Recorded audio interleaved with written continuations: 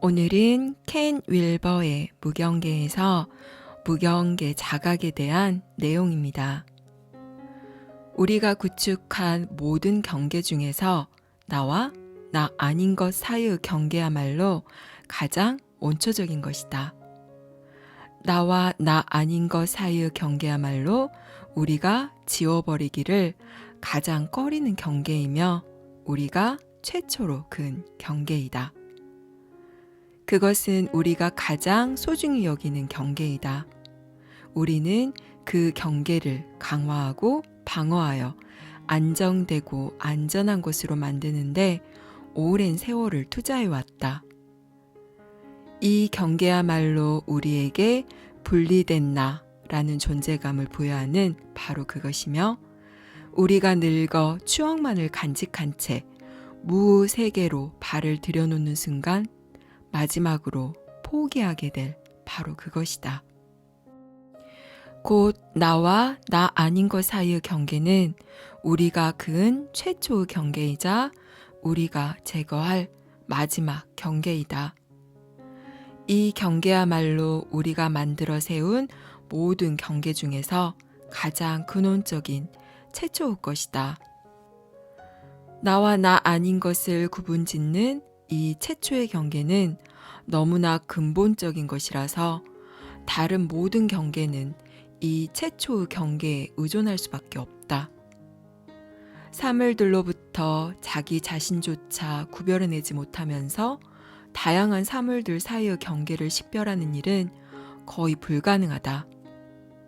당신이 만들어낸 모든 경계는 당신 자신을 분리된 존재, 즉 나와 나 아닌 것으로 나누는 이 최초의 근원적 경계의 기초에 있다. 최초의 경계를 찾아보자는 말은 정확히 무엇을 의미하는가? 그것은 경험과 느낌으로부터 떨어져 분리된 나, 즉 분리된 채로 경험하고 느끼는 나를 아주 잘 찾아보자는 뜻이다. 나는 아무리 잘 찾아보아도 이런 나를 결코 발견할 수 없으리라는 점을 시사하고 있다. 합의의식을 가로막는 주된 장애물은 스스로를 고립된 개체로 느끼는 감각이다. 그러므로 그렇게 분리된 나를 아무리 해도 찾아낼 수 없다면 그 자체가 합의의식을 감지하는 일이 된다. 불교 위대한 현자 파드마 삼바바의 말에 귀를 기울여보자. 나 자신을 아무리 찾아도 찾아낼 수 없을 때 거기에서 찾음의 목적은 달성된다. 또한 찾음 자체도 끝난다. 이 실험을 시작하기 전에 내가 없다 또는 근원적 경계가 없다 이 말이 무엇을 의미하는지 명확히 해둘 필요가 있겠다. 이것은 모든 감정의 상실을 의미하는 것이 아니다. 망하, 혼란, 고뇌 또는 억제, 불가능한 행동을 자아내는 상태도 아니다. 나의 마음과 몸이 기체로 증발해서 어딘가에 있는 뭔가 커다란 덩어리에 합체되는 것이 아니다. 그것은 나와 나 아닌 것의 경계를 초월한 것이지 그 둘이 뒤섞인 혼란에 빠져있는 정신분열적 퇴행과는 전혀 관계가 없다는 말이다. 내가 없다란 말을 사용할 때 우리가 의미하는 바는 분리된 나라는 존재감이 실은 오해이고 잘못 해석된 감각이라는 것. 우리의 관심사는 바로 이 잘못된 해석을 일소하는 데 있다는 것이다. 우리 모두는 경험의 흐름에서 떨어져 나온 나, 주변 세계로부터 분리되고 고립된 나라는 존재감을 내면 깊은 곳에 간직하고 있다. 우리 모두는 그 나라는 느낌과 외부 세계에 대한 느낌을 다르게 여긴다. 그러나 나라는 느낌과 저 밖에 있는 세계의 느낌을 주의 깊게 살펴보면 이 두 감각이 실제로는 하나이자 동일한 느낌이라는 사실을 알게 된다. 다시 말해 내가 지금 밖에 있는 객관적 세계라고 느끼는 그것과 내면의 주관적 나라고 느끼는 그것이 동일하다는 말이다. 경험하는 자와 경험된 세계 사이에 분리는 존재하지 않는다. 그렇기 때문에 우리는 그것들을 따로 찾아낼 수가 없다. 우리는 경계를 믿는데 너무나 익숙해져 있기 때문에 처음에는 내 말이 아주 이상하게 들릴지도 모른다. 자신은 소리를 듣는 자이고 감각을 느끼는 자이며 광경을 보는 자라는 생각이 너무나 당연하게 여겨진다. 그러나 다른 한편으로 자기 자신을 보여진 사물을 보고 있는 보는 자라거나 들리는 소리를 듣고 있는 듣는 자로 묘사해야 한다는 점이 뭔가 이상하지 않은가? 지각이라는 것이 정말로 그렇게 복잡한 것일까? 지각 과정에는 이처럼 보는 자, 보는 행위, 보여진 대상이라는 세 가지 개별적인 실체가 진정 포함되는 것일까? 그 세 개의 실체는 따로 분리되어 있지 않다. 보는 행위 없는 보는 자 또는 보여진 대상 없는 보는 자라는 것이 과연 있을 수 있을까? 보는 자 없이 또는 보여진 대상 없이 보는 행위가 과연 있을 수 있을까? 보는 자, 보는 행위, 보여진 대상은 모두 한 과정의 세 가지 측면을 지나지 않는다. 언제 어느 때든 다른 둘 없이 하나만 존재하는 일은 결코 일어나지 않는다. 나머지가 없으면 그중 어떤 것도 발견될 수 없다. 문제는 우리가 단일한 작용인 본다는 경험에 대하여 보는 자, 보는 행위, 보여진 대상이라는 세 개의 단어를 갖고 있다는 데 있다.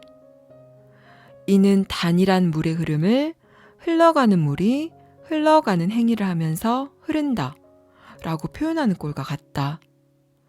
이는 전적으로 동어 반복에 불과하며 실은 하나밖에 없는 곳에 세 개의 요인을 도입하는 셈이다. 그럼에도 아담의 단어 마술에 체면이 걸려있는 우리는 보는 자라는 분리된 실체가 분명히 존재하며 보는 행위라는 일련의 과정을 통해서 그 보는 자가 보여진 대상에 대한 지식을 얻는다고 생각한다.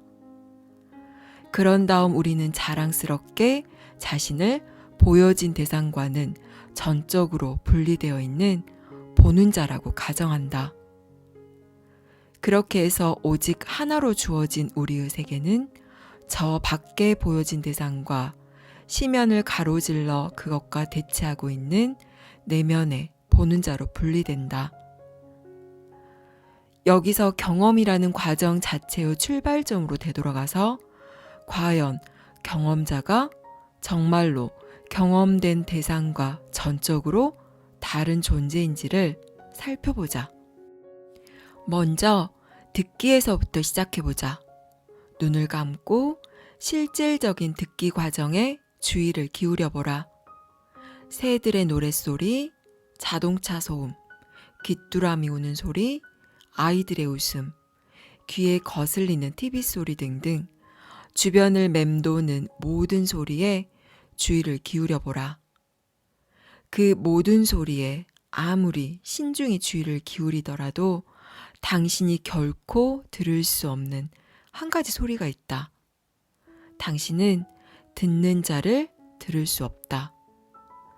들리는 소리들에 더해서 그런 소리를 듣고 있는 자를 듣는 행위의 대상으로 삼을 순 없다. 듣는 자를 들을 수 없는 이유는 듣는 자가 존재하지 않기 때문이다.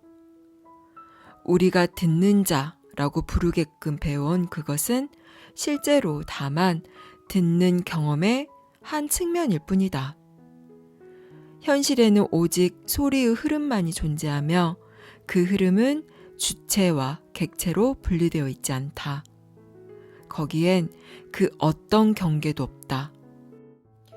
두개골 안쪽에 있는 듣는 자라는 감각이 듣는 경험 그 자체 속으로 녹아들도록 놓아두면 당신은 자기 자신이 외부 소리의 세계 속으로 온통 녹아드는 것을 발견하게 될 것이다. 어떤 노선사는 깨달음의 순간을 다음과 같이 말했다고 한다. 사원의 종소리를 듣는 순간 갑자기 거기엔 종도 없고 나도 없었다. 단지 종소리만 있을 뿐. 관세음 보살의 깨달음도 그런 실험을 통해서였다고 전해진다. 듣는 과정에 주의를 기울이면서 듣는다고 하는 흐름 자체 이외에는 분리된 나 또는 듣는 자가 따로 없다는 사실을 깨달았던 것이다. 여기까지 켄 윌버의 무경계였습니다. 어떠신가요? 이 글을 듣고 많이 혼란스럽지 않으신가요? 그럼 나는 혼란스럽다 라고 생각하고 있는 생각하는 자를 한번 찾아보실래요? 만일 당신이 혼란스럽다고 생각하는 자를 발견했다면 그것은 더 이상 생각하는 자가 아니라 생각의 대상일 수밖에 없습니다. 우리가 생각하는 자라고 믿고 있는 실체가 사실은 현재 생각의 흐름 그 자체일 뿐입니다. 이와 마찬가지로 듣는 자가 따로 없이 들음과 하나이고 맛보는 자가 따로 없이 그 맛과 하나이며 느끼는 자가 따로 없이 그 느낌과 하나입니다. 경험하는 자와 경험된 세계 사이에는 분리는 없는 것이지요. 이런 식으로 나를 찾아 들어가다 보면 결국은 내가 없다는 사실만 알게 됩니다. 이 세계와 떨어져 분리된 나는 존재하지 않는다는 결론을 얻게 되는데요. 이 사실은 내가 곧 만유이고 이 우주임을 말해줍니다. 이 거대한 세상에 외따로 존재하는 분리된 나라는 생각은 애초에 환상에 지나지 않으며 이 사실을 자각하게 되면 자신의 진정한 본성을 느낄 수가 있는 것입니다. 솔직히 이 상태의 자각은 모든 종교에서 말하는 궁극의 존재 상태인데요. 아담의 경계의 주문에 걸려버려 잠든 채 꿈속에서 헤매고 있는 대부분의 우리들은 이해하기도 알아차리기도 힘듭니다. 하지만 수천 년의 어둠을 밝히는 데는 단 한순간의 빛만 있으면 되듯이 우리의 오래되고 깊은 무지도 단 한순간의 깨달음과 알아차림만 있으면 됩니다. 지금부터 알아차리는 노력을 해보세요.